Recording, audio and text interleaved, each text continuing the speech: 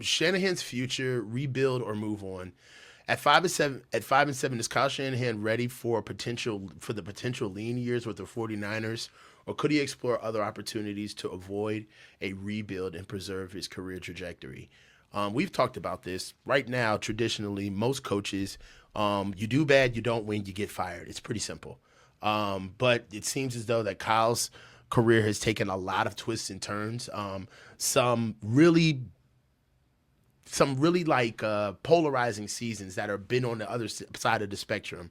Either we're really bad or we're phenomenally good, right? And along the lines of that, we've looked at Kyle coming off of a Super Bowl appearance, but we're looking at the future of this team, which just seems as though that we're really going to be coming up on some hard decisions coming moving forward. And one would ask traditionally, most coaches would get fired to move on, or they would have to stick with their mess and actually fight through the contracts and the age and the top heavy guys that they have and be forced to develop. Uh, Quite frankly, we don't think Kyle's going to do that. What do you think Kyle's biggest opportunities are for him to take moving forward? Do you believe that Kyle's going to sit here with the team and walk into all of these contracts and pay Debo Samuel and sit here with the Brandon Ayuk coming off of an ACL and PCL injury?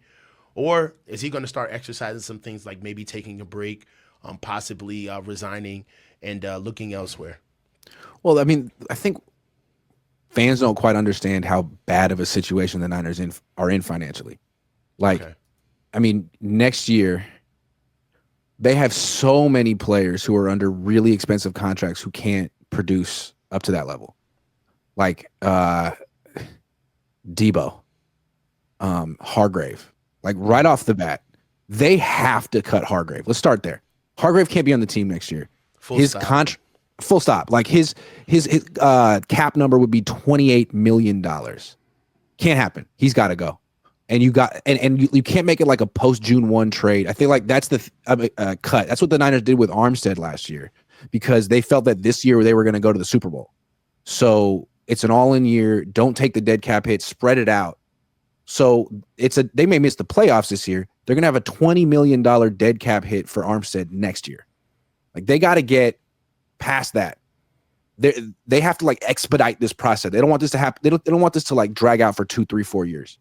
So they have to figure out which guys they can cut next year and just take the hit. The problem with cutting Hargrave is that it only frees up $3 million in cap space. Mm-hmm. So you're basically paying for him not to be on your team anymore. And that's because he's under contract for like 3 more years. It's like, you got to go. You got to start over. And they got to draft defensive tackles. We got to do that, though.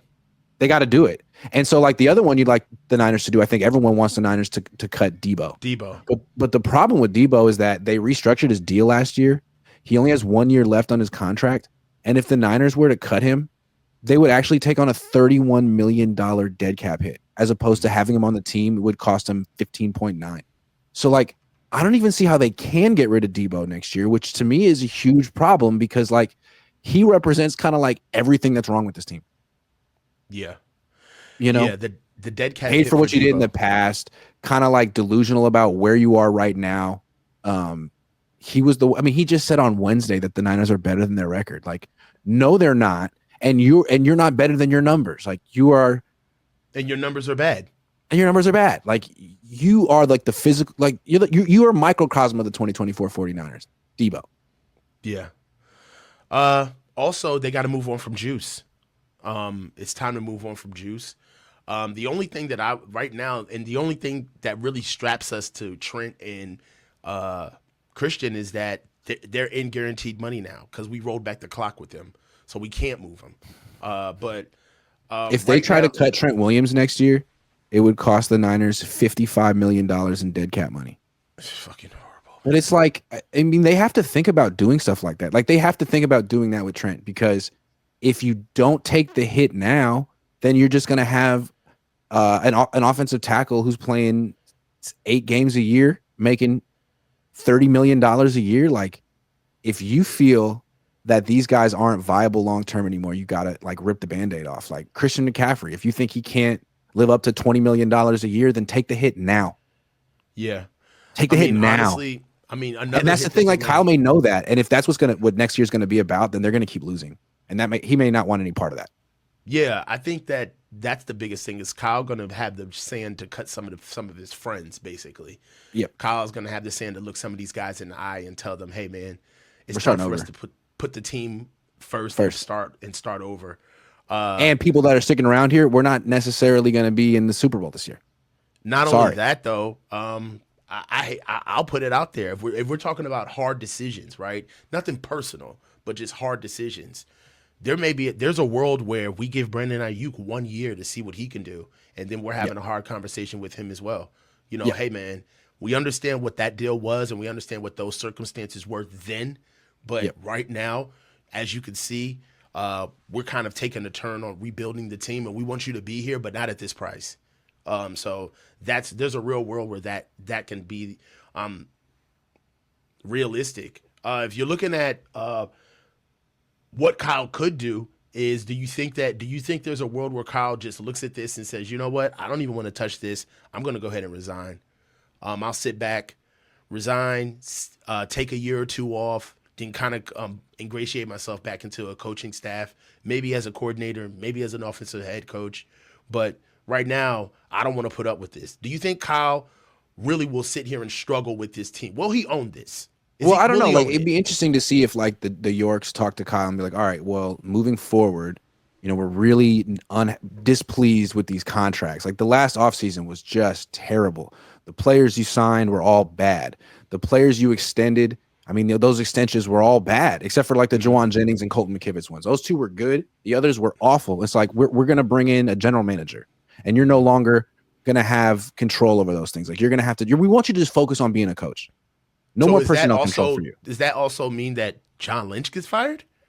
Possible, or it's like, or he becomes The president? Or he just like takes yeah, over his like president you role? can talk, you can stay here, but and Kyle, you can coach. John, you could be a president, or you're fired, and we're gonna bring in a new general manager, and he's gonna have the final say, and you're gonna report to him. That might be the best thing for this organization to do. You could argue that that's the best thing for Kyle and the best thing for the 49ers to stick with Kyle one more year, fire John, bring in a strong general manager. But I don't see Kyle going for that. And if that's the Yorks ultimatum, I could see Kyle being like, hey, in that case, I resign. I resign. Man. But I don't But know. Those are a couple hypothetical leaps. yeah. The biggest thing that I can see right now is just the money. Right now, and also the drafts. You know, we can't have horrible first days. You know, it was awesome to be able to talk about what we get later in the draft. Some of our best players that we have right now are because of those late draft finds. But if you just look at the record, man, we have really shit the bed when it comes to first and second round draft picks, first day picks, man. There's a way right now where the only way right now where we could really inject that type of change, development in our team is that we got to start having like some knockout home run drafts. Like the draft really matters for us now because, quite frankly, we can't even shop anymore. We don't even have the money. Yeah, and how can a team that's so good at drafting in round 5 be so bad at drafting in round 1? It feels like we're not there. We don't know, but it feels like they have a really good scouting department, a really good scouting department.